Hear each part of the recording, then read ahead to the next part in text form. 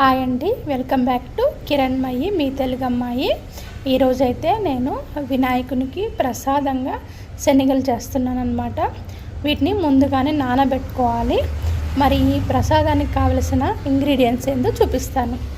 దీనికి 1 స్పూను జీలకర్ర, పావు స్పూను ఆవాలు, ఒక 2 రెమ్మలు కరివేపాకు, టేస్ట్కు తగ్గట్టు సాల్ట్, తర్వాత ఒక 5 పచ్చిమిరపకాయలు, కొత్తిమీర కొంచెము, తర్వాత పసుపు కొంచెము, పచ్చి కొబ్బరి తురుము కొంచెము, ఇంగువ కొంచెము. ఇవి దీనికి కావలసిన పదార్థాలు. చెన్న మునిగే వరకు వాటర్ వేసుకొని దాంట్లోకి మనము ఒక పావు స్పూను ఉప్పు వేసుకుంటే సరిపోతుంది. 4 విజిల్లు వచ్చేంత వరకు మనము కుక్ చేసుకోవాలి.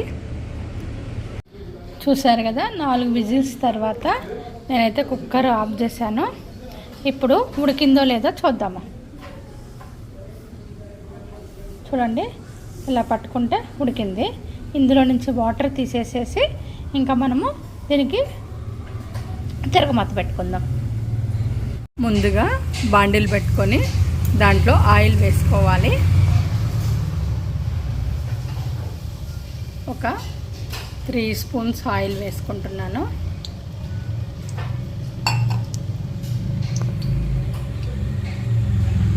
దీంట్లోకి ముందుగా ఆవాలు, తర్వాత జీలకర్ర వేసుకొని కొంచెం ఫ్రై చేసుకోవాలి.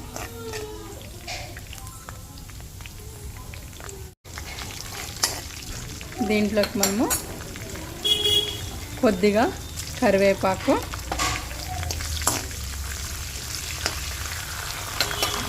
తర్వాత పచ్చిమిరపకాయలు వేసుకొని ఫ్రై చేసుకోవాలి.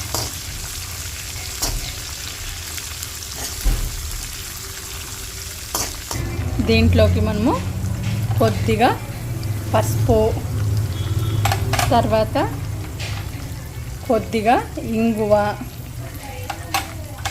తర్వాత టేస్ట్కి తగ్గట్టు సాల్ట్ వేసుకొని మనకు ఈ పచ్చిమిరపకాయలు ఫ్రై అయ్యేంత వరకు ఫ్రై చేసుకోవాలి.